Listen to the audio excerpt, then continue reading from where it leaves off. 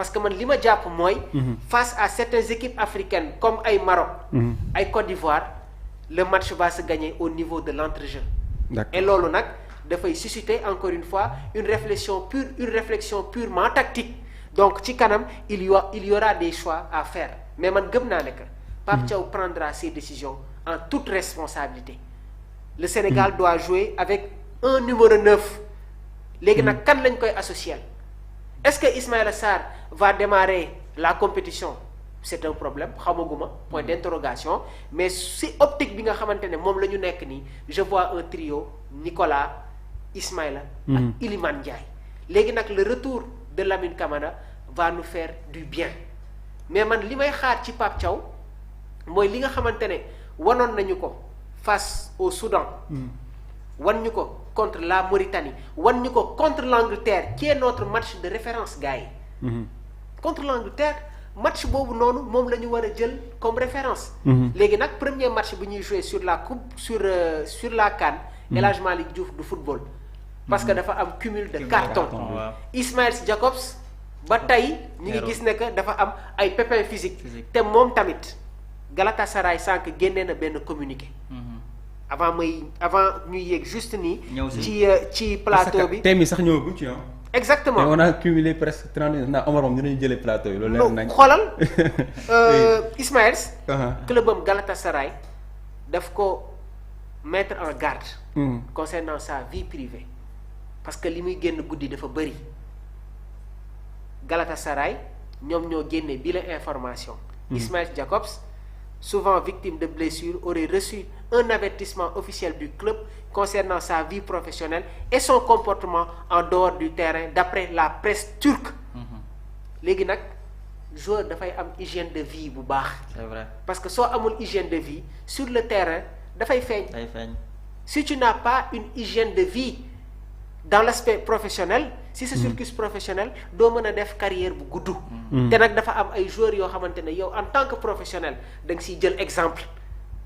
Un joueur doit avoir des références ci ñoo xamante ne si joueurs yoo xamante ne ci ñoom lay roy. mais attention ñun ñëpp xam nañ ne que El Hadj Malick c'est le titulaire indiscutable sur le couloir gauche et contre le Brésil am na loo xamante ne tamit feeñ na fa. te il y a d'autres joueurs yi nga xamante ne ñu ngi leen di évoquer ñu war a ñëw rejoindre la tanière. muy le cas de Youssoupha Mbodj. Nobel Mendy am na blessure ñu ngi football ci équipe bi di Rayo Vallecano. et moom dafa nekk joueur boo xamante ne il joue dans deux registres. Il peut jouer comme défenseur central il peut jouer comme arrière gauche. Youssoupha Mbodj 1m90 il peut jouer comme défenseur central il peut jouer comme arrière gauche. te am na ay yeneen joueurs yoo xamante ne ñi ngi en embuscade ki di xaar donc Ismaël il y a un comportement boo xamante ne na ko rectifier léegi nii parce que aujourd'hui il y a des orientations yi nga xamante ne jóge na sur sa direction bi nga xamante ne moom mooy Galatasaray ñépp ñi ngi rafetlu ses prestations yi nga xamante ne mi ngi koy def dans le championnat waaye tamit en Ligue des Champions et man j'espère qu'il va être dans la continuité parce que c'est un excellent joueur qui nous a donné beaucoup de satisfaction surtout lors de la Coupe du Monde 2022 El Hadj Malick Diouf loo ko mën a wax da ngay xam ne que c'est un joueur qui est sérieux da ngay xam ne que c'est un joueur qui est sérieux donc il faut que ñu xam ne que il y a une terrible concurrence dans cette équipe et Pape Thiaw fait des choix très forts xam nga ne suñu demee ba naan Boulaye Dia est-ce que dina dem wala du dem moo lay wan ne que le groupe est très relevé il y a un niveau extraordinaire et ça doit être un exemple spécifique yi nga xamante ne joueurs yi war nañ ci indi un décryptage très large pour pouvoir prendre en considération certains aspects yi nga xamante ne day jóge ci coach bi. Merci beaucoup am na solo donc on a pris beaucoup de temps. on va accélérer rek bref on va accélérer quand même ci li nga xamante ni moom moo di. am na yoo xamante ne xam naa ne am na yoo xam sax presque wax nañ ci am na yoo xam presque wax nañ ci. donc def nañ une des journaux donc si vous avez aussi des questions toujours vous pouvez les poser ci li nga xamante ni moom moo di ci comment dirais-je ci commentaire yi comme ça dañ ciy daal di ñëwaat.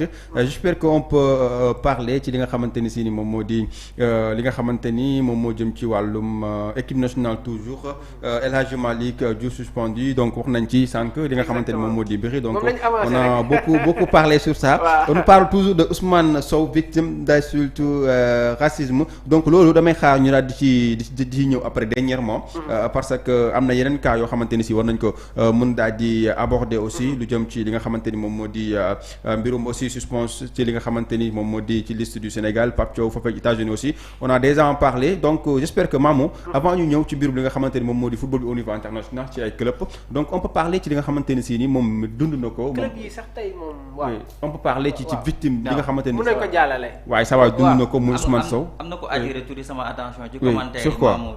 mooy Pape Diakhoumpa dafa ne est-ce que jotul itam Pape Thiaw le technicien l'international bi nga xamante ne moo ngànk équipe nationale du Sénégal jamono jii nii mooy ñi ko woon mu doon ay consultant ñi nga xamante ne seen xam-xam màcc na ci football. ñu accompagner ko ci biir la Coupe d'Afrique des Nations. moom jàpp na ni que loolu dina doon lu gën ci Sénégal. xam nga démb rek sooy xool Ferdinand Coly ak Demba Ba jot nañu intégrer la fédération sénégalaise de football. Mais concernant le staff. Qui est l'adjoint de Pape Bouna Thiaw? C'est une question que je pose. C'est juste une question que je pose. C'est-à-dire, on doit avoir un staff étoffé. ñoo xamante ne c'est des fins fonds techniciens. ñenn ñi nekk ci kaw ñenn ñi nekk ci suuf. Mais man je préfère avoir un adjoint boo xamante ne il est pur dans l'aspect tactique. Man je préfère avoir un adjoint boo xamante ne il est capable de résoudre les équations parce que entraîneur bi day toll ci yenn moment yoo xamante ne avec les équations yi nga xamante ne dafay tegu ci kawam il faut que par moment su gestuwee xelam dal wala avant muy gestu sax xelam dal ki nekk ci ginnaawam ñëw wax ko il faut rectifier ça il faut rectifier ça il faut rectifier ça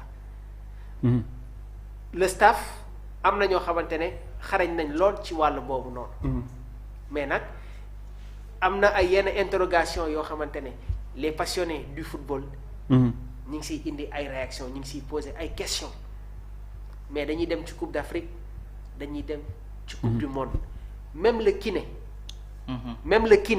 buñ ko sax négliger parce que tey jii nii une équipe qui doit se déplacer ci benn stade def ay kilomètres ak fatigue bi mais am na ñoo xamante ne ils doivent être à la charge des joueurs les masser diwal leen pommade yooyu c'est-à-dire c'est des aspects yi nga xamante ne ça fait partie encore une fois du football professionnel football moom moo toll foofu surtout nag soo demee sur les phases à élimination directe match yi xoolal le Sénégal joue le 23 le 27 ak le 30 mais si tu n'as pas un bon préparateur physique am des masseurs am des kinés mais soo demee sur les phases à élimination tu peux avoir des problèmes il y a des anecdotes yoo xamante ne xam naa ne sax dinañ si ñëw mais même les masseurs dañuy jouer un rôle très important sur la préparation physique du joueur c'est des choses yi nga xamante ne duñ si wax mais ce sont des aspects très fondamentaux dans le football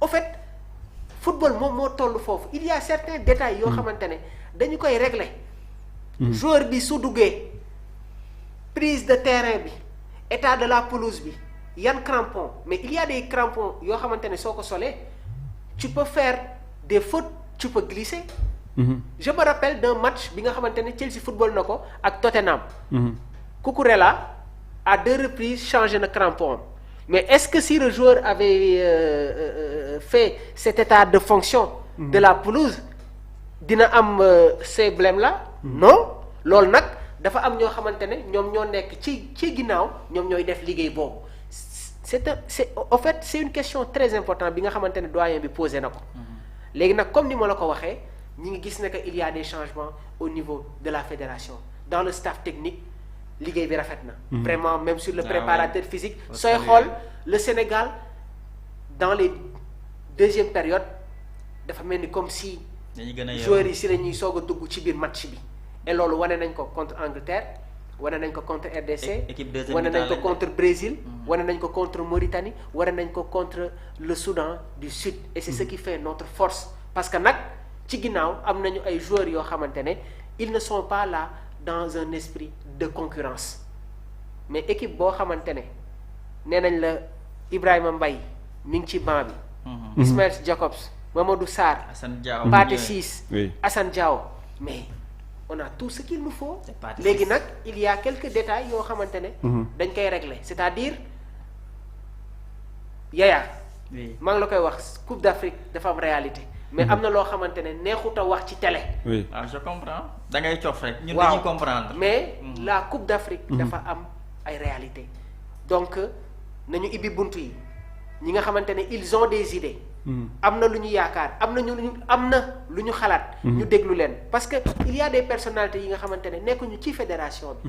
nekkuñu ci ministère bi et pourtant. ils connaissent le football c'est ça la réalité. d'accord merci beaucoup Yaya lan ngay wax ci loolu aussi. waaw Mamour daanaka question bi tontu na ko ci gàttal mooy lu mu wax li loolu képp la ndax Coupe d'Afrique aussi. comme ni mu ko waxee dafa am réalité. te réalité Coupe d'Afrique jamono jii nii Sénégal war na ci am expérience bu rëy a rëy. ndax dund na lu metti am na ci itam benn mbégte. donc am nañ ci expérience exemple bu ñu jëloon sànq mooy Bata. donc pourquoi pas ñi nga xamante ne yàgg nañ dund yenn expérience yi nga xamante ne yu metti la. xam nga ñu jëlee si yenn naqar yi mën naa ko waxee noonu. ñu ñëw gunge kii di Pape Thiaw pour ñu mën ko recadrer di ko ne defal nii defal na leen ndax toutefois que mbir boo ci nekkee même mbëru làmb